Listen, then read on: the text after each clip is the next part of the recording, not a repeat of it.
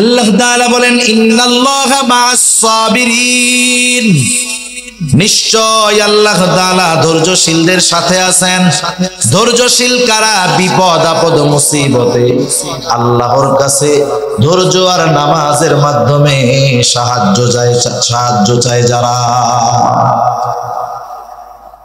রাসূল আকরাম সাল্লাল্লাহু আলাইহি ওয়াসাল্লাম যখন হিজরতে বের হইছেন, সাওর পর্বতে 3 দিন আত্মগোপন করছেন। কয়দিন? 3 দিন। কাফেররা এক সময় খুঁজতে খুঁজতে গর্তের কাছে গিয়ে হাজির, একেবারে গর্তের মুখে।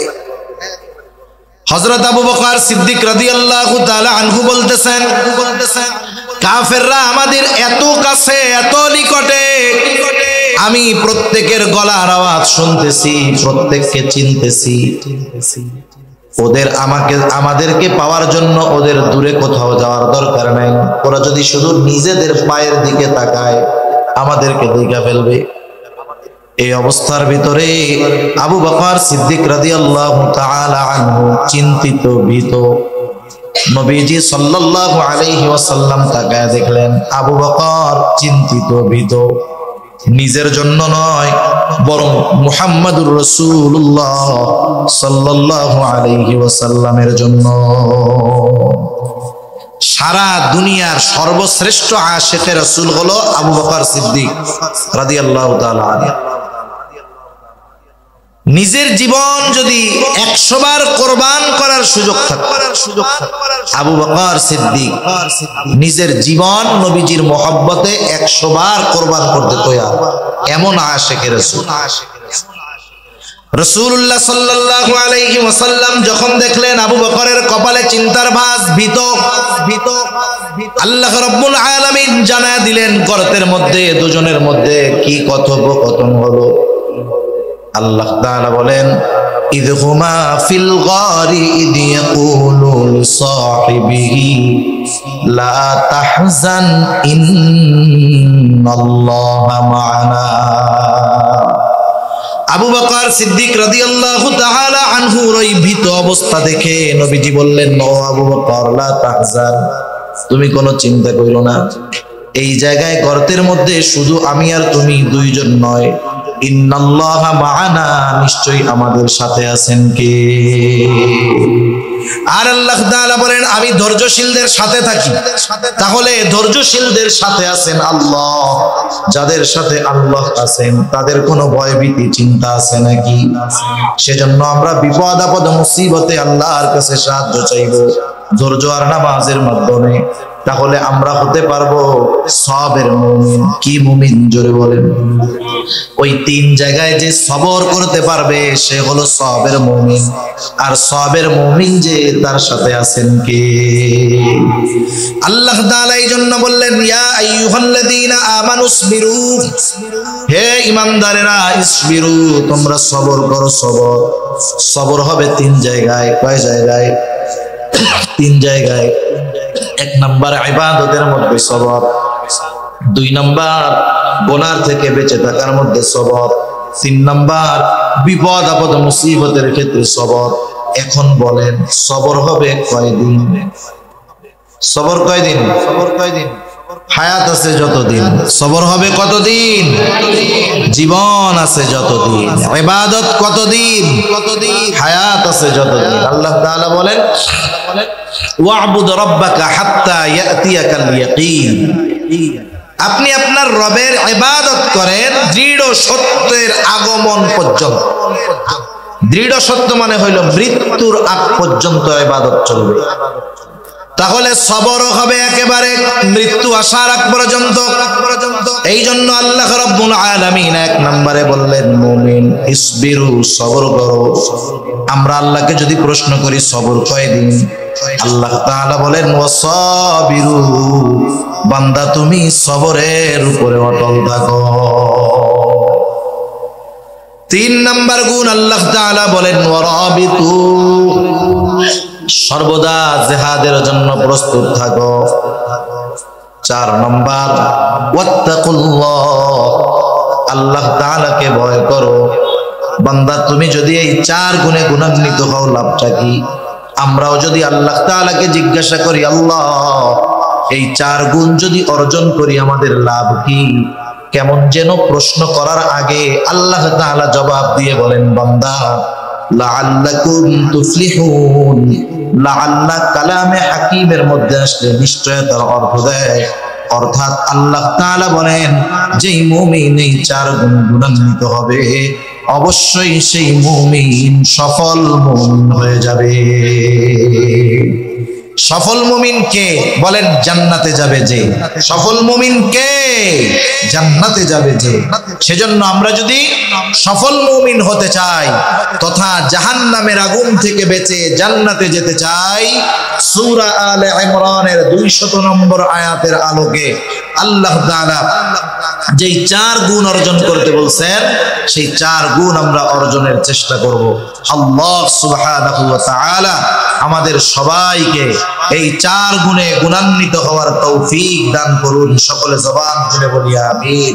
আমি যে আয়াতখানা আপনাদের খেদমতে তিলাওয়াত করেছি, উক্ত আয়াতে কারীমার মধ্যে আল্লাহ সুবহানাহু ওয়া তাআলা কোন মুমিন যদি সফল মুমিন হতে চায় তার জন্য কি করণীয় আল্লাহ তাআলা সেই ফর্মুলা আমাদেরকে বলে দিয়েছেন। এখানে এমন কেউ আছেন যে না হুজুর আমি সফল হইতে চাই না, আমি ব্যর্থ হইতে চাই, এরকম কেউ আছেন? কেউ নেই। প্রত্যেকটা মানুষ সফল হতে চায়, হোক সে দুনিয়ার লাইনে হোক সে আখিরাতের লাইনে। আখিরাতের লাইনে হোক আর দুনিয়ার লাইনে হোক সবাই সফল হতে ইচ্ছা পোষণ করলেও সবাই কি সফল হতে পারে? পারে না। ব্যবসা অনেকেই করে কিন্তু সফল ব্যবসায়ী কয়জন? লেখাপড়া অনেকেই করে তবে সফল ছাত্র কয়জন? খেলাধুলা অনেকেই করে সফল খেলোয়াড় হয় কয়জন? সবাই সফল হতে চায়, সফল হতে পারে না। আল্লাহ তাআলা এখানে দুনিয়ার সফলতা বিফলতার কথা বলেন নাই, কারণ দুনিয়া সম্পৃক্ত সফলতা এটা ক্ষণস্থায়ী। একটা মানুষ অনেক বড় ব্যবসায়ী, বলেন তো মারা যাওয়ার পরে এই বড় ব্যবসায়ী হওয়ার কারণে কবরটা তার জান্নাতের বাগান হবে? আবার কেউ যদি ব্যর্থ ব্যবসায়ী হয় কিয়ামতে আল্লাহ তাআলা বলবে ব্যবসা করে কেন ব্যর্থ হইলা, তোমার ঠিকানা জাহান্নাম। আল্লাহ তাআলা বলবে? তাহলে দুনিয়া সম্পৃক্ত কোন সফলতা বিফলতা এগুলা আখিরাতে শাস্তি বা শান্তির কারণ হবে না, কারণ দুনিয়ার সফলতা বিফলতা এটা মৃত্যুর সাথে সাথেই শেষ। দুনিয়া যেমন ক্ষণস্থায়ী, দুনিয়া সম্পৃক্ত সফলতা বিফলতা এটাও ক্ষণস্থায়ী। আখিরাত চিরস্থায়ী, সেজন্য আখিরাতের সফলতা ব্যর্থতা এগুলাও চিরস্থায়ী। তাহলে আল্লাহ তাআলা এখানে আখিরাতের সফলতার কথা বলছেন। এখন আখিরাতে সফল কে? আল্লাহ তাআলা কুরআনুল কারীমের মধ্যেই বলেন, وَإِنَّمَا تُوَفَّوْنَ أُجُورَكُمْ يَوْمَ الْقِيَامَةِ فَمَنْ زُحْزِحَ عَنِ النَّارِ وَأُدْخِلَ الْجَنَّةَ فَقَدْ فَازَ। আল্লাহ রাব্বুল আলামিন বলেন, মানুষকে কিয়ামতের দিন প্রত্যেককে তার কর্মের পূর্ণ প্রতিদান দেওয়া হবে। সেই দিন যাকে আগুন থেকে বাঁচানো হবে, জাহান্নাম থেকে বাঁচানো হবে, ওয়া উদখিলাল জান্নাহ, আর যাকে জান্নাতে প্রবেশ করানো হবে।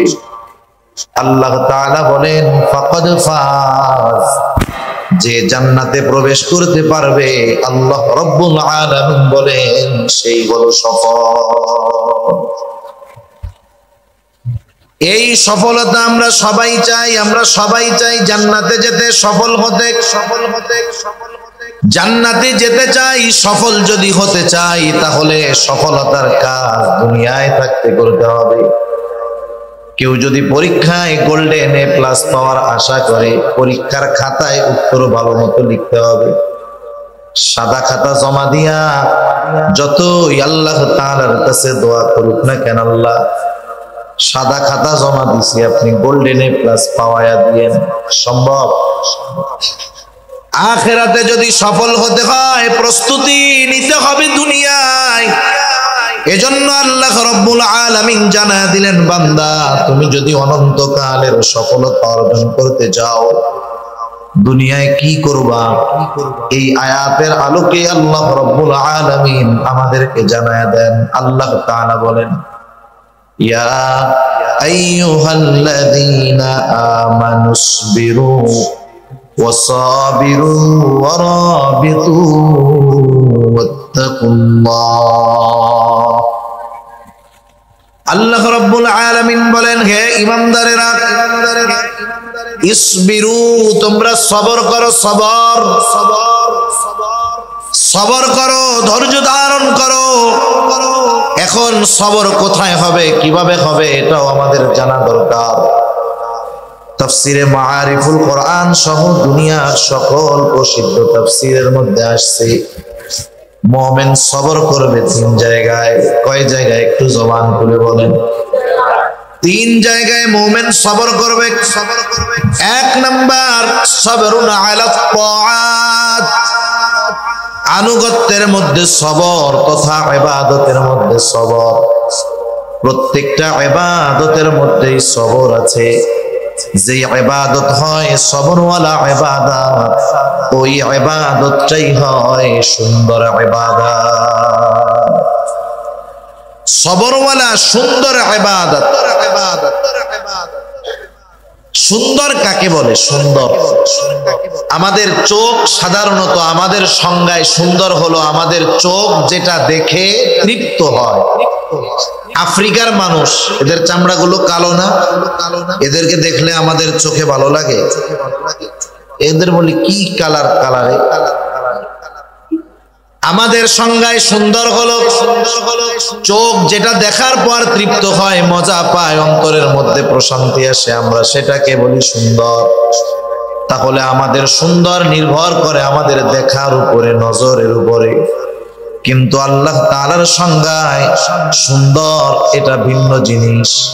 রাসূল আকরাম সাল্লাল্লাহু আলাইহি ওয়াসাল্লাম জানায় দেন আল্লাহ তাআলার সংজ্ঞায় সুন্দর কি।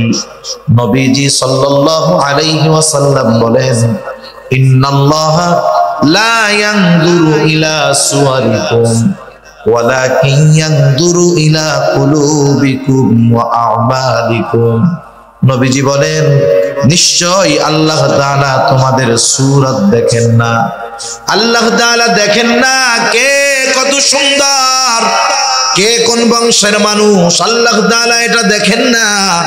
বরং আল্লাহ তাআলা কি দেখেন? নবীজি বলেন, ওয়ালাকিন ইয়ানজুরু ইলা কুলুবিকুম ওয়া আ'মালিকুম। বরং আল্লাহ তাআলা দেখেন কার অন্তর কেমন, কার আমল কেমন। তাহলে আল্লাহ তাআলার কাছে সৌন্দর্যের সম্পর্ক অন্তরের সাথে। কিসের সাথে? অন্তরের সাথে। সেজন্য আমরা যদি সবরওয়ালা সুন্দর ইবাদত করতে চাই, ওই ইবাদতটার সাথে অন্তরের কিছু সম্পর্কের দরকার আছে। আবার আল্লাহ রাব্বুল আলামিন আমাদেরকে জানায় দেন, আল্লাহ তাআলা কিন্তু বেশি ইবাদত চান না, আল্লাহ তাআলা চান সুন্দর ইবাদত। আল্লাহ তাআলা কোরআনুল কারীমের মধ্যে বলেন, আল্লাযী খালাকাল মাউতা ওয়াল হায়াতা লিয়াবলুয়াকুম আইয়ুকুম আহসানু আমালা। আল্লাহ রাব্বুল আলামিন বলেন, তিনি আল্লাহ যিনি মৃত্যু এবং জীবনকে সৃষ্টি করেছেন, মউত এবং হায়াতকে সৃষ্টি করেছেন। কেন? আল্লাহ তাআলাই বলেন, লিয়াবলুয়াকুম, তোমাদের পরীক্ষা করার জন্য। অর্থাৎ আমাদের পরীক্ষা করার জন্য মৃত্যু এবং জীবন আল্লাহ তাআলা সৃষ্টি করেছেন। আমরা জিজ্ঞাসা করলাম, আল্লাহ কি পরীক্ষা করতে চান? আল্লাহ তাআলা বলেন, বান্দা পরীক্ষা হলো আইয়ুকুম আহসানু আমালা, কার আমল কত সুন্দর। এবার বুঝে থাকলে জবাব দেন, আল্লাহ তাআলা বেশি ইবাদত চান না সুন্দর ইবাদত চান? বেশি চান না, সুন্দর চান। এখন সুন্দর যেটা দেখতে সুন্দর না অন্তরের সুন্দর? দুনিয়ার অনেক জিনিস আছে চোখে দেখতে খুব ভালো লাগে কিন্তু ভেতরে অবস্থা খারাপ। বলে না উপরে ফিটফাট ভেতরে সদরঘাট। সেজন্য আল্লাহ তাআলা যদি সবরওয়ালা ইবাদত আমরা করতে চাই, ইবাদতের মধ্যে সবর অর্জন করতে চাই, আমাদের সুন্দর ইবাদতের দরকার। কারণ আল্লাহ তাআলা বেশি ইবাদত নয়, সুন্দর ইবাদত চান।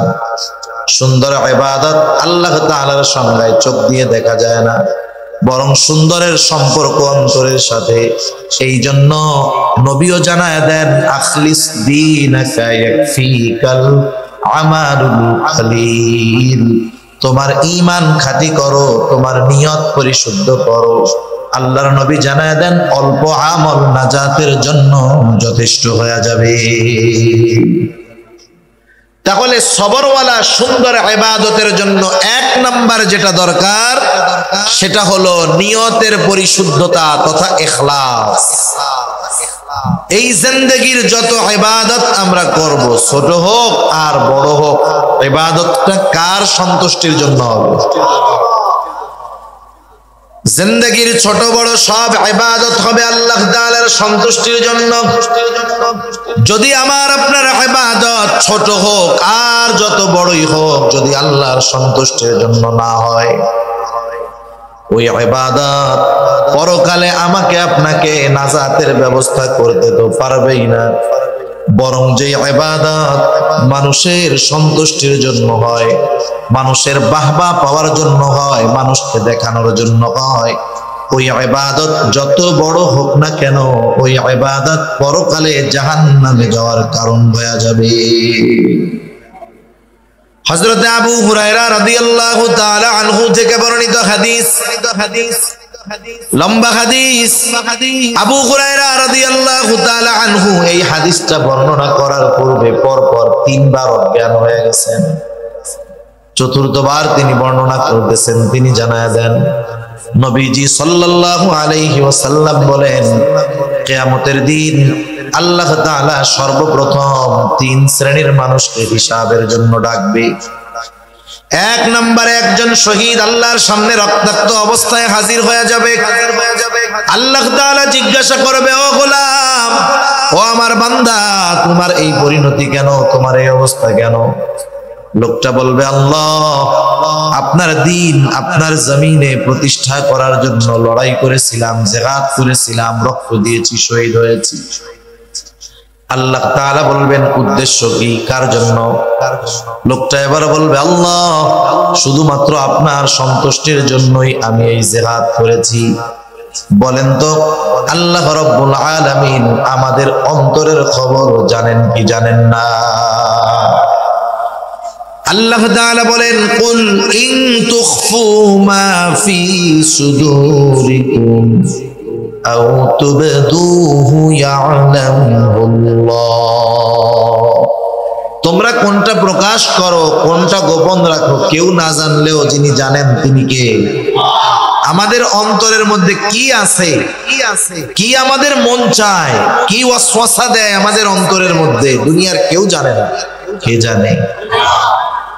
আল্লাহ তাআলা আরো এক জায়গায় বলেন, ওয়ালাকাদ খালাকনাল ইনসানা ওয়া না'লামু মা তুওয়াসওয়িসু বিহি নাফসুহু ওয়া নাহনু আকরাবু ইলাইহি মিন হাবলিল ওয়ারিদ।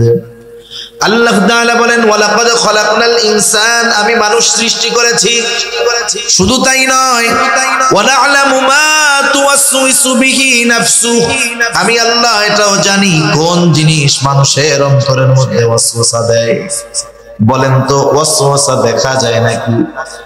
দুনিয়ার অনেক প্রযুক্তি আবিষ্কার হয়েছে, একজন সুস্থ মানুষ, কোনো রোগ ধরা পড়ে নাই, ওই লোকটাকেও যদি মেশিনের মধ্যে ভরে দেওয়া হয়, রিপোর্ট আসবে এই লোকটা যদিও এখনো সুস্থ, কিন্তু শরীরের ওই অর্গান গুলা অসুস্থ হতে পারে। কিডনি এখন ভালো আছে কিন্তু অসুস্থ হতে পারে, সতর্ক, সাবধান। এই ধরনের রিপোর্ট বের করা যায়, কিন্তু বলেন তো দুনিয়ায় এমন কোন মেশিন আছে নাকি যার মধ্যে যদি আমাকে আপনাকে ঢুকিয়ে দেওয়া হয় অন্তরে কি ওয়াসওয়াসা দেয় দেখা যাবে? এমন কোন মেশিন দুনিয়ায় আছে নাকি? তাহলে অন্তরের ওয়াসওয়াসার খবর দুনিয়ার কেউ জানেন না, কিন্তু আল্লাহ তাআলা বলেন বান্দা আমি আল্লাহ তোমাকে সৃষ্টি করেছি। শুধু তাই না, ওয়া না'লামু মা তুওয়াসওয়িসু বিহি নাফসু, কোন জিনিস তোমার অন্তরের মধ্যে ওয়াসওয়াসা দেয়, কি ওয়াসওয়াসা দেয়, আমি আল্লাহ সেই ওয়াসওয়াসার ব্যাপারেও জানি। কেন জানি? কেন আল্লাহ তাআলা বলেন ওয়া নাহনু আকরাবু ইলাইহি মিন হাবলিল ওয়ারিদ। আল্লাহ তাআলা বলেন বান্দা আমি তোমার শাহরগের চাইতে অধিক নিকটে। তার মানে আমি আপনি আমার আপনার যত কাছে যত নিকটে তার চাইতে বেশি নিকটে যিনি তিনি কে? সেজন্য আল্লাহ তাআলা আমাদের অন্তরের সব কিছু জানে, কোনটা কোন কারণে করতেছে। সেজন্য আল্লাহ তাআলার কাছে দোয়া করা বেশি বেশি, ইয়া মুকাল্লিবাল কুলুব সাব্বিত কলবি আলা দীনিক। কারণ এই কলবের পরিচালক কে? জোরে বলেন। সেজন্য এই কলবের পরিচালকের কাছে দোয়া চাওয়া যে আমার রব এ কলবের পরিচালক সাব্বিত কলবি আলা দীনিক, আপনি দ্বীনের উপরে আমার কলবকে অটল রাখেন। আল্লাহ রাব্বুল আলামিন সেজন্য আমাদের অন্তরের খবর জানে। এবার আল্লাহ তাআলা বলবে না বান্দা তুমি মিথ্যা বলতেছো, তুমি আমি আল্লাহর সন্তুষ্টির জন্য জিহাদ করো নাই, তুমি জিহাদ করেছো যাতে করে দুনিয়ার মানুষ তোমার বীরত্বের প্রশংসা করে, দুনিয়ার মানুষ জানি তোমাকে বীর বলে। তুমি যে উদ্দেশ্যে যুদ্ধ করেছো জিহাদ করেছো দুনিয়ায় তুমি তা পেয়ে গেছো, কারণ দুনিয়ার মানুষ তোমাকে বীর বলছে, বাহাদুর বলছে, তোমার বীরত্বের প্রশংসা করেছে। সুতরাং আজকে আমি আল্লাহর তরফ থেকে তোমার জন্য কিছু নাই, তুমি চলে যাও, তোমার ঠিকানা হলো চিরস্থায়ী জাহান্নাম। 2 নম্বরে আল্লাহ তাআলা একজন দানবীরকে ডাকবেন। আল্লাহ তাআলা জিজ্ঞাসা করবে ও গোলাম এত কষ্টের উপার্জিত সম্পদ তুমি কি করছো? বলে আল্লাহ আপনার রাস্তায় দান করছি, যার ঘর নাই তাকে ঘর বানায় দিয়েছি, মসজিদ বানায় দিয়েছি, রাস্তা বানায় দিয়েছি, খাবার কিনে দিয়েছি। আল্লাহ তাআলা বলবে এগুলা কেন করছো? লোকটা বলবে আল্লাহ আপনার সন্তুষ্টির জন্য করেছি আল্লাহ। আল্লাহ তাআলা বলবেন না বান্দা তুমি মিথ্যা বলতেছো, তুমি দান করেছো যাতে করে দুনিয়ার মানুষ তোমার দানের প্রশংসা করে, তোমাকে দানবীর বলে। যে উদ্দেশ্যে দান করেছো দুনিয়ায় তুমি তা পেয়ে গেছো। আজকে আমি আল্লাহর তরফ থেকে তোমার জন্য কিছু নাই, তুমি চলে যাও, তোমার ঠিকানা হলো চিরস্থায়ী জাহান্নাম। 3 নম্বরে আল্লাহ তাআলা একজন আলেম হাফেজকে ডাকবেন। আল্লাহ তাআলা জিজ্ঞাসা করবে গোলাম ইলম কেন শিখছো? লোকটা বলবে আল্লাহ আমি ইলম অর্জন করেছি আপনার সন্তুষ্টির জন্য। আল্লাহ তাআলা বলবে না বান্দা তুমি মিথ্যা বলতেছো, তুমি কোরআন শিখেছো, ইলম শিখেছো যাতে করে দুনিয়ার মানুষ তোমাকে হাফেজ বলে, কারি বলে, মুফতি বলে, মুহাদ্দিস বলে, শেখুল হাদিস বলে, বড় বক্তা বলে। যে উদ্দেশ্যে ইলম শিখছো দুনিয়ায় তুমি তা পেয়ে গেছো। সুতরাং আজকে আমি আল্লাহর তরফ থেকে তোমার জন্য কিছু নাই, তুমি চলে যাও, তোমার ঠিকানা হলো চিরস্থায়ী জাহান্নাম। আল্লাহর রাস্তায় জিহাদ করা ছোটখাটো বিষয় নয়, জীবন দেওয়া ছোটখাটো বিষয় নয়, কষ্ট উপার্জিত সম্পদ দান সদকা করা ছোটখাটো বিষয় নয়, দুনিয়ার সব কিছু বাদ দিয়ে ইলম শেখা ছোটখাটো বিষয় নয়। বিষয়টা যত বড় হোক না কেন, যখন আল্লাহর সন্তুষ্টির জন্য কাজগুলা হয় নাই, কাজ যত বড় হোক আল্লাহর কাছে দাম তো নাই, বরং ওই কাজগুলা বান্দার জাহান্নামে যাওয়ার কারণ হয়ে যাবে। সেজন্য ছোট বড় সব ইবাদত কার সন্তুষ্টির জন্য হবে একটু জোরে বলি? সবরওয়ালা সুন্দর ইবাদতের জন্য 1 নাম্বার দরকার হলো ইখলাস, নিয়তের পরিশুদ্ধতা। কাজ করার আগে আমার টার্গেট ঠিক করতে হবে। মনে করেন আমি তীর মারবো, তীর ঢিল ছুড়বো, টার্গেট আগে নাকি তীর মারা আগে? এখন তীর মাইরা যদি বলি আরে ডাইনে যাবো, আমি কাজ হবে? মারার আগে লক্ষ্যবস্তু ঠিক করতে হবে। ইবাদতের আগে আমাদের লক্ষ্যবস্তু ঠিক করে ফেলতে হবে যে আমার এই নামাজ, আমার কুরবানি, আমার সাদকা, আমার দান, আমার রোজা, আমার ছোট্ট ভালো কাজ, এই দিনই আয়োজন করা, দিনই কথা শোনায়, দিনই কথা বলা, এটা দুনিয়ার কারো জন্য নয়। কারো জন্য? একটু জোরে বলি, আল্লাহ তাআলা আমাদেরকে সকল ছোট বড় দিনই কাজ আল্লাহর সন্তুষ্টির জন্য করার তৌফিক দান করুন। সবাই বলি আমিন। 2 নাম্বার যেই জিনিসটা দরকার ইবাদতে সবর অর্জন করার জন্য, 2 নাম্বার যেই জিনিসটা দরকার সেটার নাম হলো সুন্নাত। ইবাদত করতে হবে আল্লাহর সন্তুষ্টির জন্য, কিন্তু পদ্ধতি হবে রাসূলুল্লাহ সাল্লাল্লাহু আলাইহি ওয়াসাল্লামের। কেউ যদি নিজস্ব মন গড়া পদ্ধতিতে ইবাদত করে, ওই ইবাদত যত বেশি হোক, যত সুন্দর হোক, আল্লাহর দরবারে সেটা কবুল হবে না। রাসূল আকরাম সাল্লাল্লাহু আলাইহি ওয়াসাল্লাম উনি হলেন জীবন্ত কোরআন। কি কোরআন? জীবন্ত কোরআন। আয়েশা সিদ্দিকা রাদিয়াল্লাহু তাআলা আনহার কাছে এসে জিজ্ঞাসা করা হলো, একজন জিজ্ঞাসা করতেছে, ও আয়েশা, আপনি আমাদেরকে রাসূলের আখলাকের ব্যাপারে, চরিত্রের ব্যাপারে একটু বলেন। আয়েশা সিদ্দিকা রাদিয়াল্লাহু তাআলা আনহা বললেন, তুমি কি কোরআন পড়ো নাই? বলে হ্যাঁ পড়ি। তিনি তখন বললেন, শোনো, কানা খুলুকুহুল কোরআন, এই কোরআনটাই হলো নবীর চরিত্র। সেজন্য কোরআনুল কারীম যেটা আমরা দেখি পড়ি, এটা হলো লিখিত কোরআন, আমরা যেটা বলি লেখা। আর নবীজি সাল্লাল্লাহু আলাইহি ওয়াসাল্লাম হলেন প্র্যাকটিক্যাল জীবন্ত কোরআন। সুবহানাল্লাহ। এজন্য যত ইবাদতের আদেশ আছে কোরআনুল কারীমে, ইবাদতের আদেশ আছে, পদ্ধতি স্পষ্টভাবে বলে দেওয়া নাই। ঈমানের পরে সবচাইতে গুরুত্বপূর্ণ ইবাদত কি বলেন তো? নামাজ। আল্লাহ তাআলা কোরআনুল কারীমে 82 জায়গায় নামাজের কথা বলছেন।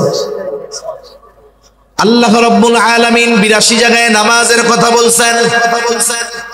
নামাজের গুরুত্ব 82 জায়গায় বলার কারণে যে নামাজ গুরুত্বপূর্ণ তা নয়। আল্লাহ তাআলা কোন বিষয়ে গুরুত্ব আরোপ করার জন্য একবার বলাই যথেষ্ট, ঠিক কিনা বলেন? 82 জায়গায় নামাজের কথা আসছে, কিন্তু বলেন তো যেই নামাজের ব্যাপারে এতটা গুরুত্ব আরোপ, কোরআনুল কারীমের কয় জায়গা খুঁজা 2 রাকাত সুন্নাত নামাজ যেভাবে পড়ি কোরআন থেকে খুঁজে পাওয়া যাবে নাকি? 2 রাকাত ফজরের সুন্নাত বা ফজরের ফরজ যেই পদ্ধতিতে আমরা পড়ি, সারা দুনিয়ার মুফাসসিরদেরকে যদি কোরআনুল কারীম দিয়ে বলা হয়, শুনেন, শুধুমাত্র কোরআন থেকে নবীজির হাদিস, সুন্নাহ, সিরাত সব একদিন, ওগুলো বাদ দিয়ে শুধু কোরআন থেকে যেই নামাজের আদেশ আল্লাহ কোরআনে করেছেন, শুধুমাত্র ওই কোরআন থেকে নামাজের পদ্ধতি বের করে দেন, সারা দুনিয়ার মুফাসসিরেরা মিলে পারবে? অসম্ভব। সূর্য পশ্চিম দিক দিয়ে উঠা যাবে, তাও সম্ভব হবে। তাহলে নামাজের আদেশ করেছেন আল্লাহ, নামাজের পদ্ধতি কি হবে শিখিয়ে দিয়েছেন মুহাম্মাদুর রাসূলুল্লাহ। এজন্য রাসূলুল্লাহ সাল্লাল্লাহু আলাইহি ওয়াসাল্লাম বলেন, সাল্লু কামা রাআইতুমুনি উসাল্লি। নামাজের আদেশ তো করেছেন আল্লাহ, আর নবীজি জানায় দিলেন, শোনো, সাল্লু, নামাজ পড়ো। কেমনে পড়বা? কামা রাআইতুমুনি উসাল্লি, যেভাবে আমাকে নামাজ পড়তে দেখো তোমরা সেইভাবে নামাজ পড়ো। সেজন্য নামাজের পদ্ধতি শিখিয়েছেন কে? মুহাম্মাদুর রাসূলুল্লাহ সাল্লাল্লাহু আলাইহি ওয়াসাল্লাম। এজন্য প্রত্যেকটা ফরজ কিন্তু সুন্নাত। অনেক সময় আমরা মনে করি সুন্নাত এর পারিভাষিক পরিচয় হলো যে যেটা মানলে সওয়াব, না মানলে গুনাহ নাই। অনেকে মনে করে সুন্নাত, যেমন কিছু কিছু সুন্নাতের ক্ষেত্রে বলে না, আরে এই সুন্নাত না পড়লে কি হবে, গুনাহ টোনা হয় না, এরকম বলে না অনেকে। কিন্তু সব সুন্নাত কিন্তু এরকম না, কিছু সুন্নাত আছে ফরজ, কিছু সুন্নাত কি আছে ফরজ। নামাজের আদেশ তো আল্লাহ তাআলা করেছেন, কিন্তু পদ্ধতি তো মুহাম্মদুর রাসূলুল্লাহ সাল্লাল্লাহু আলাইহি ওয়াসাল্লামের, নবীজির পথ পদ্ধতি কথা মত সাহাবাদের কর্ম দেখে চুপ থাকা, এগুলো সুন্নাতের অন্তর্ভুক্ত। নবীজি সাল্লাল্লাহু আলাইহি ওয়াসাল্লাম নামাজের পদ্ধতি শিখায়া দিয়েছেন, এজন্য নামাজ যেমন ফরজ, নবীজির শেখানো পদ্ধতিতে তথা সুন্নাত অনুযায়ী নামাজ পড়াও ফরজ। একটা উদাহরণ দিলে বুঝতে সহজ হবে। কোরআনুল কারীমের মধ্যে একটা শব্দ আসছে, আল্লাহ তাআলা বলেন ওয়ারকাউ মা'আর রাকিঈন, তোমরা রুকুকারীদের সাথে রুকু করো। আমার আপনার সামনে যখন রুকু শব্দটা উচ্চারণ করা হয়, জেহেনে চোখে কি দৃশ্যমান হয়? যে একজন মানুষ সে একেবারে এইরকম হয়ে দাঁড়ায় আছে, ঠিক না? একবার এরকম হয়ে গেছে, সোজা হয়ে এরকম নামাজ পড়তেছে, সোজা ছিল এরকম হয়ে গেছে। রুকু শব্দের শাব্দিক অর্থ ঝুঁকা, ঝুঁকে পড়া, ঝুঁকে পড়া, এটা শাব্দিক অর্থ। আমাদের দেশে কিছু অতি পণ্ডিত আছে, অতি পণ্ডিত যারা শুধুমাত্র কোরআন এবং হাদিসের বাংলা অনুবাদ পড়েই নিজেদেরকে শায়েখ বানিয়ে ফেলতে চায়, ওলামা ইকরামের কাছে যেতে চায় না। আছে না এরকম কিছু স্বঘোষিত শায়েখ? আছে, অভাব। রুকু শব্দের অর্থ ঝুঁকে পড়া, কোরআনে এই রুকুর এই অর্থ। এখন বলেন তো, রুকু শব্দের অর্থ ঝুঁকা, কতটুকু ঝুঁকা? কতটুকু ঝুঁকা কোরআনে নাই। কেউ যদি বলে আমি এই যে মাথা ঝুঁকাইছি, এই যে সে রুকু করছে, দাঁড়াই থাইকা যদি মাথাটা শুধু এরকম ঝুঁকায়, রুকু হবে? এই পরিভাষায় যাকে আমরা রুকু বলে চিনি, হবে? তাহলে দেখেন এই রুকুটা কেমনে করতে হবে, কতটুকু ঝুঁকতে হবে, কোন জায়গা সোজা থাকবে, কোন জায়গা বাঁকা থাকবে, সব শিখিয়ে দিয়েছেন মুহাম্মদুর রাসূলুল্লাহ সাল্লাল্লাহু আলাইহি ওয়াসাল্লাম। সেজন্য নামাজটা শুধু ফরজ নয়, নামাজটা শিখিয়েছেন নবী, এজন্যই নামাজটা সুন্নাত আর নামাজটা ফরজ। এই ফরজ কি সুন্নাত, কিন্তু ফরজ। তাহলে বুঝলাম কিছু সুন্নাত আছে যেগুলা ফরজ, আবার কিছু সুন্নাত আছে যেগুলা ওয়াজিব। যেমন দাড়ি রাখা সুন্নাত, কেউ যদি মনে করে সুন্নাত রাখলে সওয়াব, না রাখলে গুনাহ নাই, বিষয়টা এমন নয়। সারা দুনিয়ার মুহাক্কিক উলামায়ে কেরাম একমত, দাড়ি রাখা সুন্নাত, তবে কমপক্ষে এক মুষ্টি রাখতেই হবে। এক মুষ্টির কম যদি রাখে সুন্নাত আদায় হবে না। এই জন্য দাড়ি রাখা সুন্নাত, তবে এই সুন্নাতটা হলো ওয়াজিব। দাড়ি যাদের নাই ছোট, আল্লাহ তাআলা তাদের রাখার তৌফিক দিক, জোরে বলি আমিন। তবে এই দাড়ি রাখা সুন্নাত, এই সুন্নাত হলো ওয়াজিব। এই দাড়ি যদি কেউ খাটো বানায়, ছোট বানায়, চেঁচে ফেলে, সর্বক্ষণ ওয়াজিব তরকের গুনাহ তার আমলনামায় যোগ হতে থাকে। আবার কিছু সুন্নাত হলো স্বাভাবিক সুন্নাত, কিছু সুন্নাত স্বাভাবিক সুন্নাত, করলে সওয়াব, না করলে গুনাহ নাই। আবার কিছু আছে দুনিয়াবি কাজ, কেউ যদি ওই কাজগুলাকে সুন্নাত অনুযায়ী করে, ওই কাজগুলাও তার আমলনামায় ইবাদত যোগ হয়ে যায়। কিছু দুনিয়ার সাধারণ কাজ আছে, যেমন খাওয়া, খাইলে সওয়াব নাই, না খাইলে গুনাহ নাই, এই হলো সাধারণ অবস্থা। কেউ যদি অনেক খায়, শুধু শুধু খাইলো আর সওয়াব হবে? না খাইলে কি গুনাহ হবে? গুনাহ হবে না। কিন্তু যদি সুন্নাত তরিকায় খায়, দস্তরখানটা বিছায় খায়, খাওয়ার আগে দোয়া পড়ে, ডান দিক দিয়ে খাওয়া শুরু করে, ডান হাত দিয়ে খায়, সুন্দর মতো খাওয়া শেষ করে দোয়া পড়ে, খাওয়ার দোষ ত্রুটি না বলে, এই যে খানাটা খাইলো সুন্নাত তরিকায় খাওয়ার কারণে, এই খাওয়াটাও তার আমলনামায় ইবাদত বলে গণ্য হয়ে যায়। জরুরত ছাড়বে, বাথরুমে যাবে, কেউ যদি বাথরুমে বারবার যায়, সওয়াবও নাই, সপ্তাহে একদিন না গেলে গুনাহ নেই। কিন্তু বাথরুমে যদি সুন্নাত তরিকায় যায়, নিয়ত করে যে আমি বাথরুমে সকালে উঠে যাইতেছি ফজরের আজানের পরে, যাতে নামাজটা ভালো মতো পড়তে পারি, এই নিয়ত কইরা বাথরুমের দিকে রওনা হয়েছে, মাথাটা ঢাকছে, মাথা ঢাইকা বাথরুমে ঢোকার আগে দোয়া পড়তে হবে। অনেকে বোঝে না, বাথরুমের মধ্যে ঢুইকা এরপরে দোয়া পড়ে, ওইটা নিয়ম না। বাথরুমে ঢোকার আগে দোয়া পড়তে হবে। এরপরে বাম পা দিয়ে ভিতরে ঢুকলো, জরুরত ছাড়লো, টিস্যু পেপার ডোলা কুলুক ব্যবহার করলো, পানি দিয়ে পরিষ্কার হলো, ভেতরে যদি অজুর ব্যবস্থা থাকে অজু টুজু কইরা বের হলো, ডান পা দিয়ে দোয়া পড়লো। এই যে জরুরত ছাড়লো, দুনিয়ার একটা স্বাভাবিক কাজ, শুধু সুন্নাত তরিকায় করার কারণে এই বাথরুম করাটাও তার আমল নামায় ইবাদত বলে যোগ হয়ে যায়। সুবহানাল্লাহ। এজন্য দুনিয়ার সাধারণ কাজগুলো আমরা সুন্নাত তরিকায় করার চেষ্টা করি। মসজিদের ইমাম সাহেব হুজুরের কাছে জিজ্ঞাসা করব, হুজুর খানা তো প্রত্যেক দিনই খাই, কোন পদ্ধতিতে খাইলে আমার খানা খাওয়াটা সওয়াব হবে একটু বইলা দেন না। রাস্তায় তো চলার দরকার, চলি, ডান পাশ দিয়ে যদি চলি আর নিয়ত করি যে ডান পাশে চলা সুন্নাত, নবীজি চলছে, এই যে চলতেছি যতক্ষণ সুন্নাত আমল করতেছি, সওয়াব আমার আমলনামায় যোগ হচ্ছে, ঠিক কিনা বলেন? এজন্য দুনিয়ার ইবাদত কাজগুলো ইবাদত হয়ে যায়। যে কথার থেকে গেলাম, আমরা যদি সবরওয়ালা সুন্দর ইবাদত করতে চাই তথা ইবাদতে সবর অর্জন করতে চাই, এক নাম্বার যেই জিনিসটা লাগবে সেটার নাম হলো ইখলাস। দুই নাম্বার যেই জিনিসটা লাগবে সেটার নাম হলো সুন্নাত। তিন নাম্বার যেই জিনিসটা লাগবে হালাল খাবার, হালাল উপার্জন, হালাল খাবার ছাড়া ইবাদত কবুল হবে না। আল্লাহ তাআলা বলেন, ইয়া আইয়ুহার রাসূলু কুলু মিনাত তাইয়্যিবাত ওয়া'মালু সালিহান। আল্লাহ তাআলা বলেন, হে রাসূলগণ, আপনারা পবিত্র খান আর আমলে সালেহ করেন। মুফাসসিরিনে কেরাম বলেন, পবিত্র খান উদ্দেশ্য হলো হালাল খান, হালাল খান আর আমলে সালেহ করেন। এর মানে এই বিষয়টা পরিষ্কার, যার খাবারটা হালাল নয় তার আমলে সালেহ হবে না, অর্থাৎ তার আমল আল্লাহর দরবারে কবুল হবে না। নামাজ সবাই পড়তে আসে, নামাজ পড়া আমল, কিন্তু সবার নামাজ তো কবুল হয় না। কবুল হয় যারটা কবুল হয় তারটা আমলে সালেহ, আর যারটা কবুল হয় না আমল পর্যন্ত শেষ।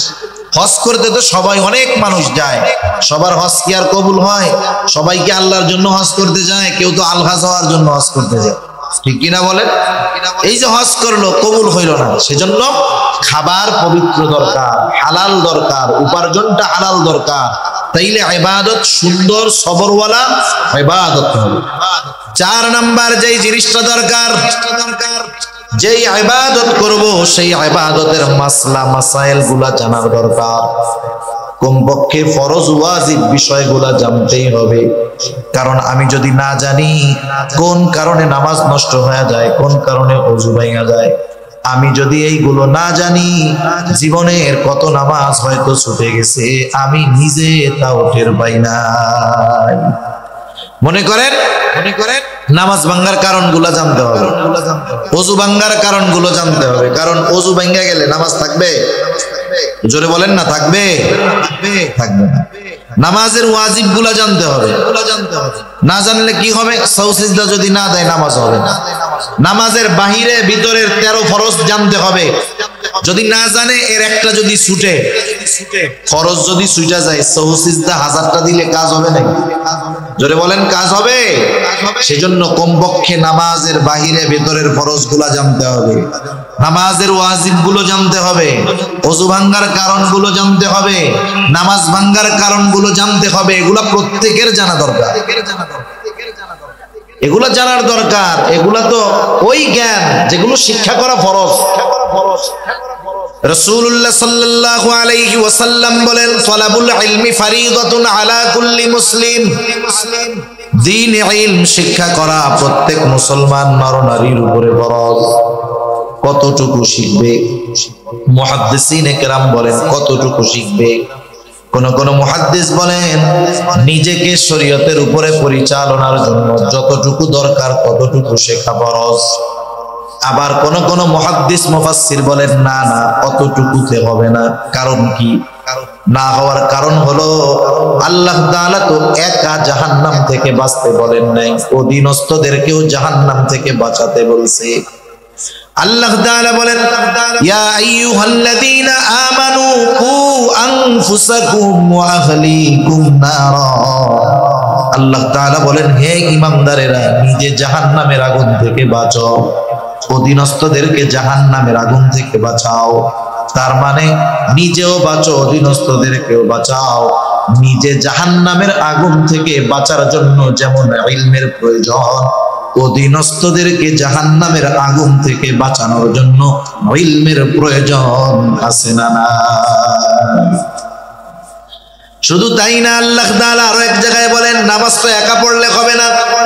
আল্লাহ তাআলা বলেন, ওয়া'মুর আহলাকা বিস-সালাতি ওয়াসতাবির আলাইহা।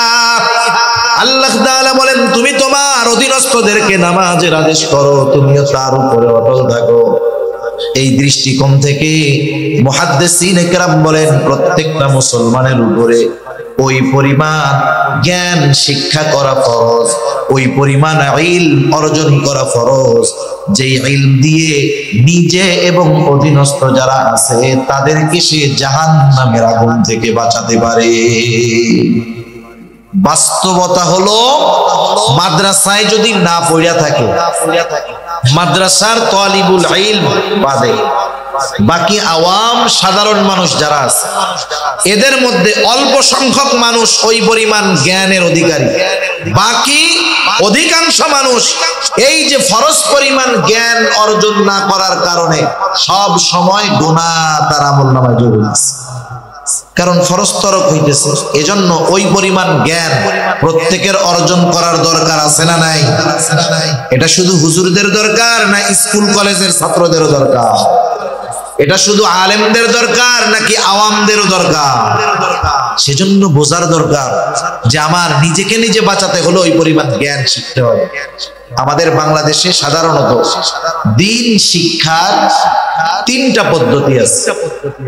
তিনটা পদ্ধতিতে সাধারণত দ্বীন শিক্ষা হয়, অন্যান্য প্রাইভেট পদ্ধতিও আছে। সচরাচর সাধারণত যেই পদ্ধতিগুলোতে মানুষ দ্বীন শিখে, এক নাম্বার হলো মাদ্রাসার মাধ্যমে, দ্বীনি শিক্ষা প্রতিষ্ঠানের মাধ্যমে মানুষ দ্বীন শিখে। বাস্তবতাটা ভিন্ন। মুরব্বীদের মুখে শুনেছি, একটা সময় মানুষ যখন স্কুলে পড়তো, স্কুলে পাকিস্তান পিরিয়ডের আগে এরকম ছিল যে স্কুলে পড়েই একটা ছাত্র, একটা ছেলে, একটা মেয়ে যতটুকু জ্ঞান শিক্ষা করা ফরজ, স্কুলে থাকতেই তারা ওইগুলো শিখে ফেলতে পারবে। কিন্তু দিন যাচ্ছে, শিক্ষা কারিকুলাম থেকে ইসলামকে উঠায়া দিয়া সেকুলারিজমকে এর মধ্যে ঢোকানো হচ্ছে। ইসলামকে বাদ দিয়ে অনইসলামিক কথাবার্তা, কালচার ঢুকায়া দেওয়া হচ্ছে।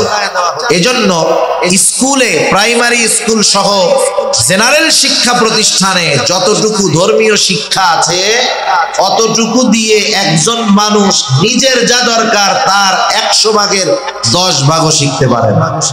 অন্যটা তো বাদ দিলাম, নিজেরই 100 ভাগের 10 ভাগ হয়। তাহলে ওই জায়গার থেকে ওই ধর্ম নৈতিক শিক্ষা বই যেটা আছে ওটা দিয়ে দ্বীন শিক্ষা শিখা যায় না। সেজন্য দ্বীন শিক্ষার অন্যতম প্রধান মাধ্যম হলো দ্বীনি মাদ্রাসাগুলা। ওখান থেকে মানুষ সচরাচর দ্বীন শিখে। 2 নাম্বার, হক্কানি পীর মাশায়েখের খানকা থেকে শিখে। একটা সময়ের প্রচলন খুব বেশি ছিল, কিন্তু এখন মানুষের ব্যস্ততা অনেক, মানুষ সুযোগ পায় না। এজন্য খানকায় গিয়ে থেকে অবস্থান নিয়ে দ্বীন শেখা, ফরজ পরিমাণ দ্বীন শেখা, এটা খুব কঠিন ব্যাপার হয়ে গেছে। তৃতীয় পদ্ধতি হলো বর্তমান দুনিয়ায় দাওয়াত ও তাবলীগের মাধ্যমে মানুষ দ্বীন শিখতে পারে। ফরজ পরিমাণ ইলম কতটুক দরকার সে দাওয়াত ও তাবলীগকে বলা হয় চলতি ফিরতি মাদ্রাসা, ওইখান থেকে শিখতে পারে। তবে দ্বীন যদি শিখতে হয় ওই পরিমাণ দ্বীন জানলেওয়ালা লোকের তত্ত্বাবধানেও থাকতে হয়। ঠিক কিনা বলেন? যে আমাকে 10 টাকা দিবে তার কাছে কমপক্ষে 10 টাকা থাকতে হবে। যে আমাকে ফরজ পরিমাণ জ্ঞান শিক্ষা দিবে কমপক্ষে তার কাছে ফরজ পরিমাণ ইলম জ্ঞান থাকতে হবে, নাইলে ও আমাকে দিবে করতে। ঠিক কিনা বলেন? এখন আসেন, এই যে দাওয়াত ও তাবলীগ বিশ্ব ইজতেমা আসতেছে, শুধু যে এই 13, 14, 15 এই 3 দিনকে কেন্দ্র করে এই ইজতেমা বা উদ্দেশ্য তা নয়। অনেকে যদি মনে করে 3 দিন গেলাম কাজ শেষ, না, বরং মূল উদ্দেশ্য হলো এই 3 দিনকে কেন্দ্র করে সারা দুনিয়ার মানুষ ওখানে একত্রিত হবে। বিশেষ করে যেই মানুষগুলা দ্বীনি ব্যাপারে অপরিপক্ক তারা একটু সময় নিয়ে বের হয়ে যাবে, 3 চিল্লার জন্য যাবে, 120 দিন থেকে আসবে, উলামায়ে কেরামের তত্ত্বাবধানে থাকবে। আশা করা যায় 120 দিন পরে ফরজ পরিমাণ ইলম অর্জন করে ইনশাআল্লাহ সে বাড়িতে আসবে, যদি উলামায়ে কেরামের তত্ত্বাবধানে থাকতে পারে, যাইতে পারে। কিন্তু আফসোসের ব্যাপার কি জানেন? আপনাদের এলাকায় কি 4 দোকানের আড্ডা আছে? একটু জোরে বলেন না, আছে? কত মুরব্বি তো আছে দুপুর বেলায় খেয়ে দে শাল টাল চাদর টাদর নিয়ে মুজো টুজো নিয়ে বের হয়, আর রাত 10টার সময় বাড়ি আসে। 4 দোকান যতক্ষণ খোলা, মুরব্বি ততক্ষণ আছে, জোহরের পর থেকে নিয়ে পর্যন্ত 8, 9, 10 ঘন্টা এক জায়গায় থাকে, গল্প করে, কষ্ট নাই। জিজ্ঞাসা করা হইল, চাচা কাম কাজ নাই? প্রত্যেকদিন 10 ঘন্টা দোকানে বসে থাকেন, কি বলে? ভাই রে সময় কাটে না তো বাসায় এসে, এই জন্য দোকানে এসে একটু সময় কাটাই। মুরব্বির নামাজ কালামের খোঁজ খবর নাই, দিন সম্পর্কে কি জানে আল্লাহই জানে। এখন আপনি ওই যে মুরব্বি 4 দোকানে বসে থাকে কেন? বলে কি টাইম পাস করি, টাইম কাটে না, এই জন্য টাইম কাটে। এখন ওনার গিয়ে আপনি দাওয়াত দিবেন, এই 13, 14, 15, 3 দিনের ইজতেমা, এরপরে আপনি করেন একবারে 3 চিল্লার নিয়তে বাইরে হয়ে যান, যেহেতু আপনার সময়ের অভাব নেই। এই কথা বলার সাথে সাথে মুরব্বি কি বলবে জানেন? এই কথা বলার সাথে সাথে আপনার কাছে সে এমন ভাবে জবাব দিবে, মনে হবে সারা পৃথিবীর মাননীয় প্রধানমন্ত্রী Tony Blair, George W Bush, তারপরে বাইডেন, ওই পুতিন, ওদের চাইতেও ব্যস্ত মানুষ ওই মুরব্বি চাচা। ওই টাইমে ওনার চাইতে ব্যস্ত দুনিয়ায় আর কেউ থাকবে না। একটু আগে কিন্তু প্রতিদিন 10 ঘন্টা 4 দোকানে বসে কাটায়, টাইম কাটায়। এগুলা শয়তানের দোকান। এজন্য যাদের সময় আছে আল্লাহর রাস্তায় বের হয়ে যান, উলামায়ে কেরামের তত্ত্বাবধানে যান, লাভ আছে। আমি আমার নিজের জীবনের একটা কারগুজারি মাঝে মধ্যে শুনাই। আমরা ছাত্র জামানায় 3 দিন করে যাইতাম দাওয়াতে, তাবলীগের মেহনতে 3 দিন সময় লাগাইতাম। 3 দিন গ্রামে গেছি, এরকম একবার 3 দিনের সময় লাগাইছি। 3 দিনের জন্য গেছি এক মসজিদের মধ্যে। আমাদের সাথে অনেক মুরব্বী গেছে, 70-75 জনের কম হবে না। আমরা গেছি, বেশ কয়েকজন তালিবুল ইলম আছে, মুরব্বীরা উৎসাহের সাথে আরো গেছে। তা আমরা গিয়ে মানুষের আমলের অবস্থাগুলো খেয়াল করতাম, কি করে না করে এইগুলো। একদিন দেখলাম একজন মুরব্বী হয় সম্পর্কে দাদা, উনি বাথরুমের দিকে যাইতেছে বাথরুম করার জন্য। গ্রাম অঞ্চল, টিস্যু পেপার নয়, 3টা মাটির ঢিলা নিয়ে গেছে, মাটির ঢিলা। আমি মজা করে জিজ্ঞাসা করতেছি, দাদা কই যান? বাথরুম তো আর সাথে লাগাবো না, গ্রাম অঞ্চল, একটু দূরে বাথরুম। ঢিলা দেখায় বলে বাথরুমে যাই। আমি বললাম কয় কাম করেন ওই জায়গায় গিয়া? কাজ কয়টা করে বাথরুমে? 2টা। মাদ্রাসায় ছুটি নেয় না, যখন 1 নাম্বার দেখায় কিছু বলা লাগে না, হুজুরে কি বুঝে? এখন প্রস্রাব করতে যাবে। 2 নাম্বার দেখাইলে কি বুঝে? বাথরুমে যাবে। কেন 2 নাম্বার দেখায়? শুধু প্রস্রাব করা যায়, কিন্তু পায়খানা করতে গিয়া কোন বীর বাহাদুর আছে শুধু পায়খানা করবে কিন্তু প্রস্রাব করবে না? এরকম 2-1 জন আছেন নাকি যে না হুজুর আমি যখন বাথরুম করি তখন আমার একটু প্রস্রাব আসে না? তাইলে তারে নোবেল পুরস্কার দেওয়া যাবে। সেরকম কেউ আছে? সম্ভব? ওই জায়গায় গিয়ে 2 কাজ করতে বাধ্য, এই জন্য 2 নাম্বার দেখানো হয়। এখন জিজ্ঞাসা করলাম কই যান? বাথরুমে যাই।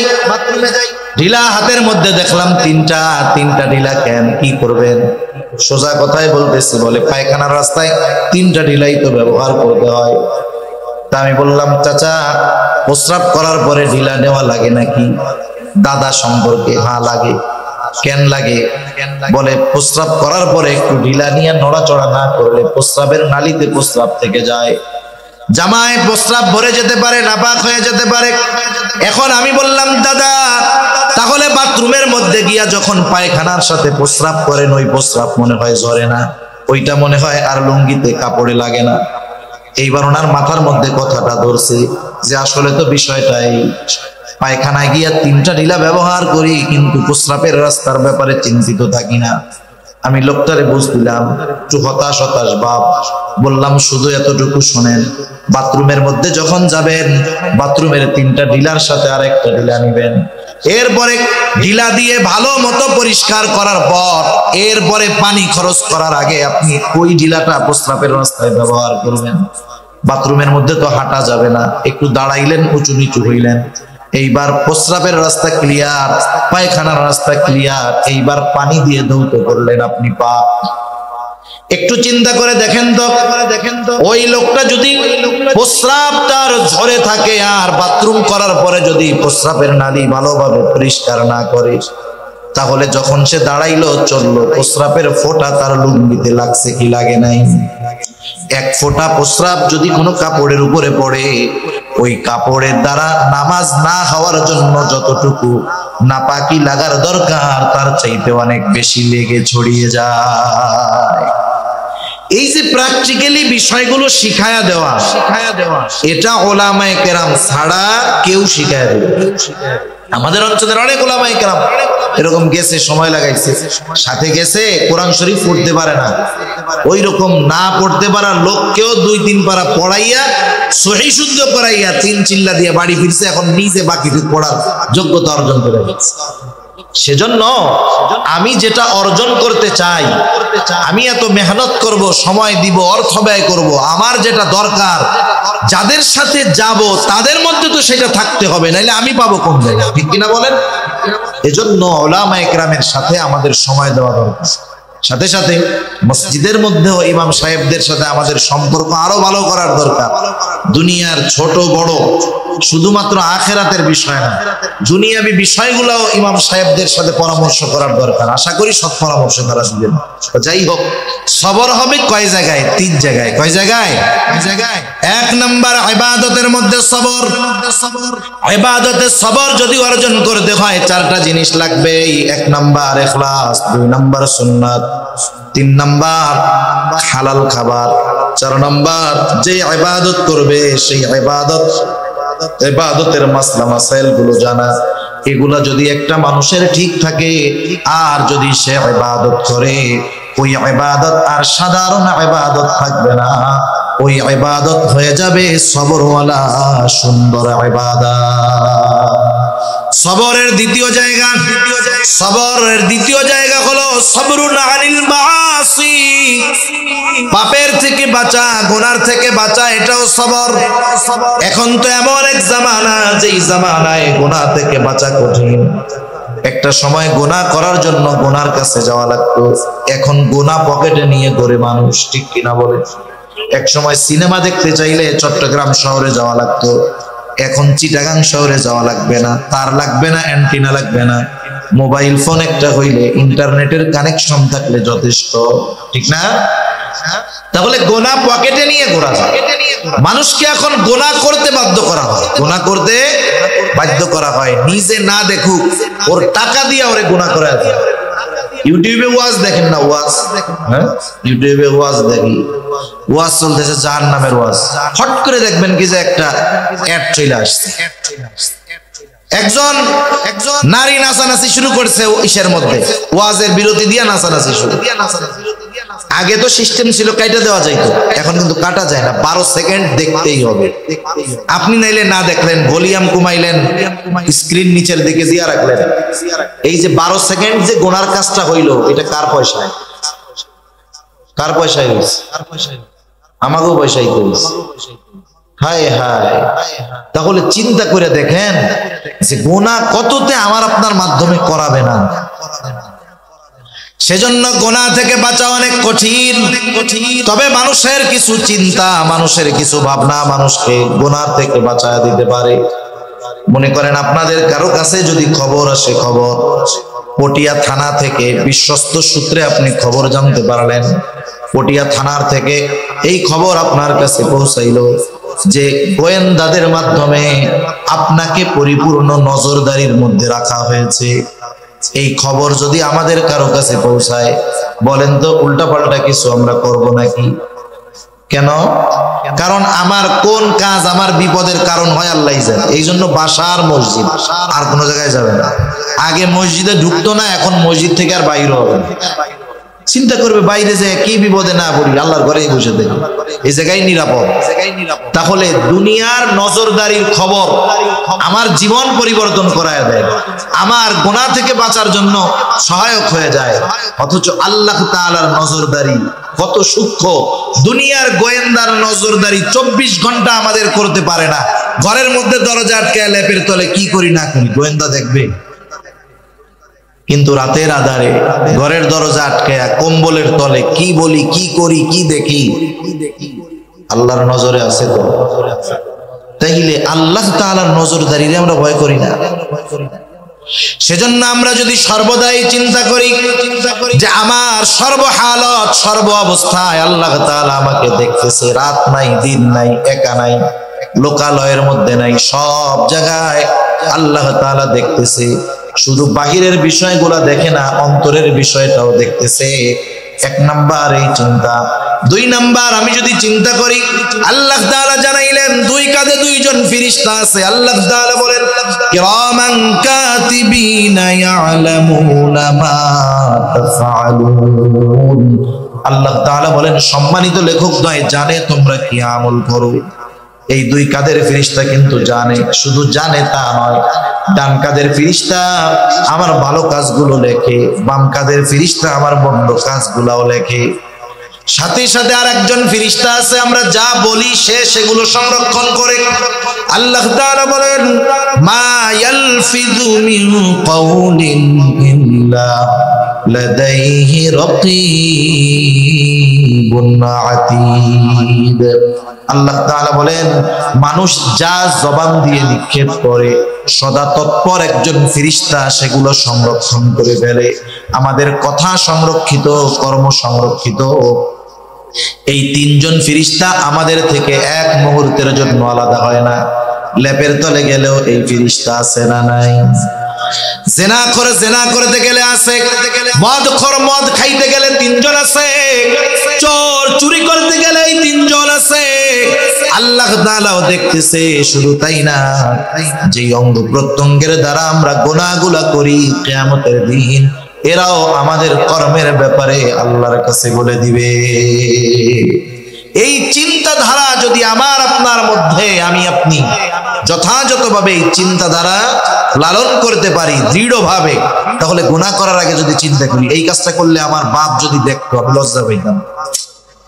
আল্লাহ তো দেখতেছে, তাইলে বাপের চাইতে আল্লাহর লজ্জা বেশি হবে না কম? বেশি করতে হবে।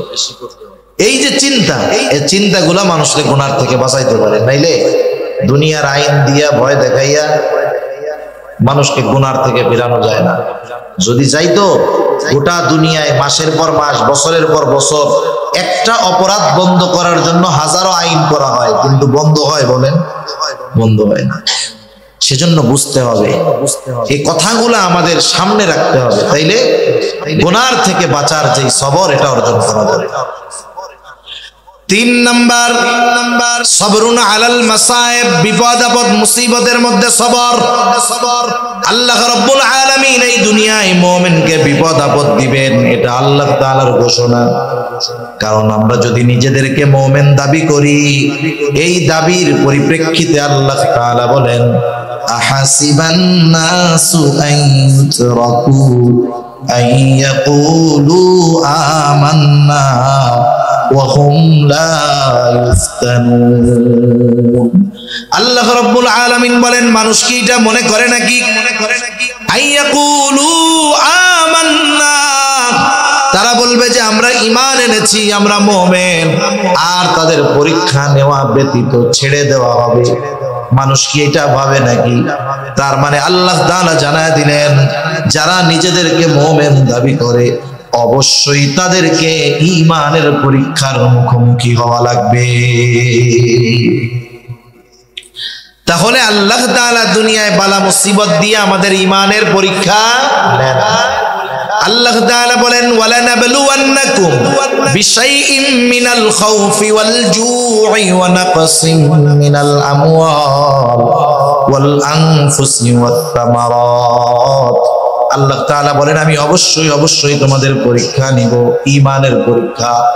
কোন পদ্ধতিতে? বিশাইইন মিনাল খাউফ, কিছুটা ভয়ের মাধ্যমে মুমিনের ঈমানের পরীক্ষা নেওয়া হবে। ওয়াল জু, ক্ষুধা অভাব দারিদ্রতার মাধ্যমে মুমিনের ঈমানের পরীক্ষা নেওয়া হবে।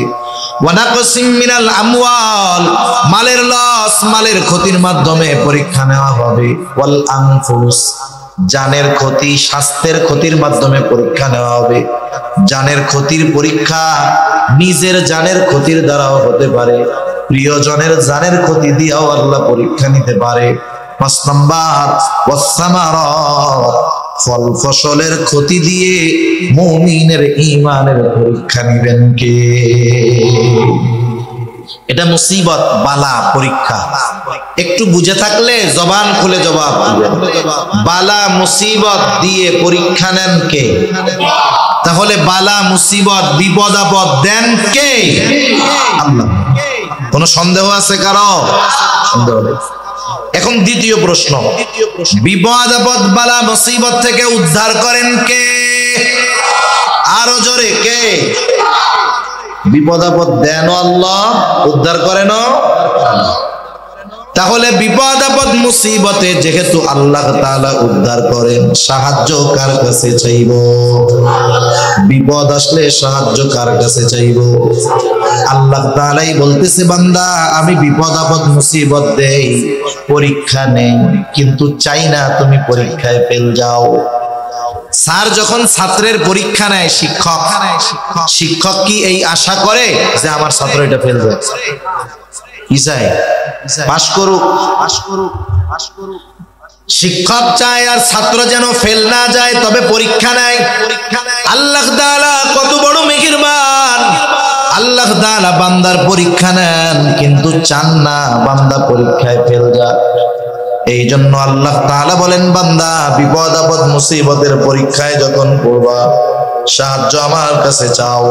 আল্লাহ তাআলা বলেন, ইয়া আইয়ুহাল্লাযীনা আমানুস্তাঈনু বিস-সাবরি ওয়াস-সালাহ। আল্লাহ তাআলা বলেন, হে ঈমানদারেরা, তোমরা আমার কাছে ধৈর্য আর নামাজের মাধ্যমে সাহায্য চাও। তাহলে বিপদ আপদ মুসিবতে সাহায্য কার কাছে চাইব?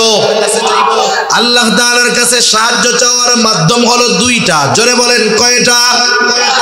ধৈর্য আর নামাজ। ধৈর্য আর নামাজ। এবার একটু আসেন পেছনের দিক যাই।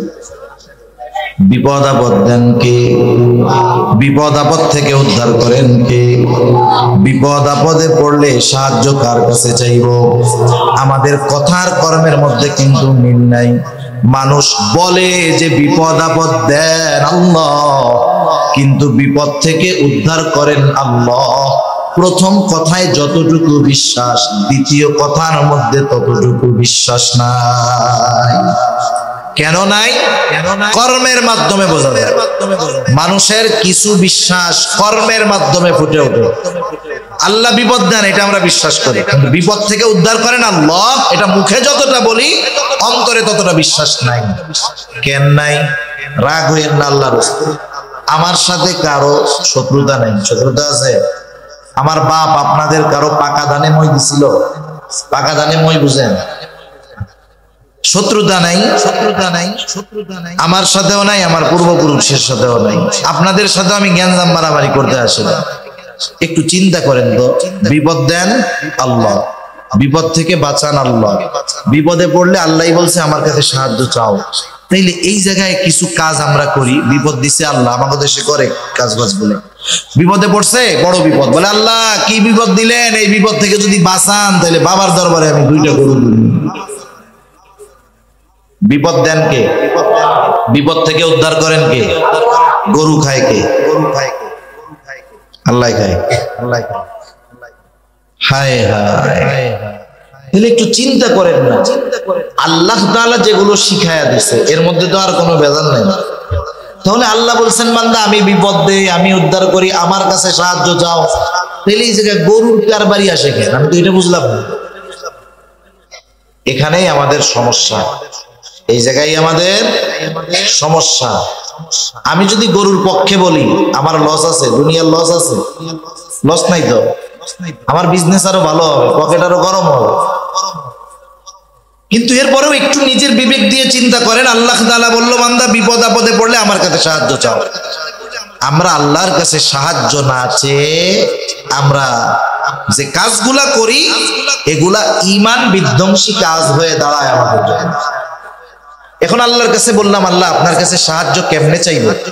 অনেকে বলে আল্লাহ তাআলার কাছে কি ডাইরেক্ট সাহায্য চাওয়া যায় নাকি? এমপি সাহেবের কাছে ডাইরেক্ট সাহায্য চাওয়া যায়? কত মাধ্যম দিয়ে চাইতে হয়। এজন্য আল্লাহর কাছেও আমরা মাধ্যম বলি, যুক্তি দেয় আর কি, যুক্তি দেয়। তা আল্লাহ তাআলার কাছে সাহায্য চাওয়ার মাধ্যমও তো আল্লাহ বলে দিয়েছে। কে বলে দিয়েছে? আল্লাহ তাআলা বলেন, ইয়া আইয়ুহাল্লাযীনা আমানুস্তাঈনু বিস-সাবরি ওয়াস-সালাহ। আল্লাহ তাআলা বলেন বান্দা আমার কাছে তোমরা সাহায্য চাও ওয়াস-সালাহ, ধৈর্য আর নামাজের মাধ্যমে আমি আল্লাহর কাছে তোমরা সাহায্য চাও। আল্লাহ তাআলা এরপরে বলেন যেই বান্দা ধৈর্য আর নামাজের মাধ্যমে আমার কাছে সাহায্য চায় সে সাধারণ মুমিন বান্দা নয়, বরং সে সবের মুমিন। আর সবের মুমিন যে তার সাথে আছেন কে? আল্লাহ তাআলা বলেন ইন্নাল্লাহা মা'আস সাবিরিন, নিশ্চয় আল্লাহ তাআলা ধৈর্যশীলদের সাথে আছেন। ধৈর্যশীল কারা? বিপদ আপদ মুসিবতে আল্লাহর কাছে ধৈর্য আর নামাজের মাধ্যমে সাহায্য চায় যারা।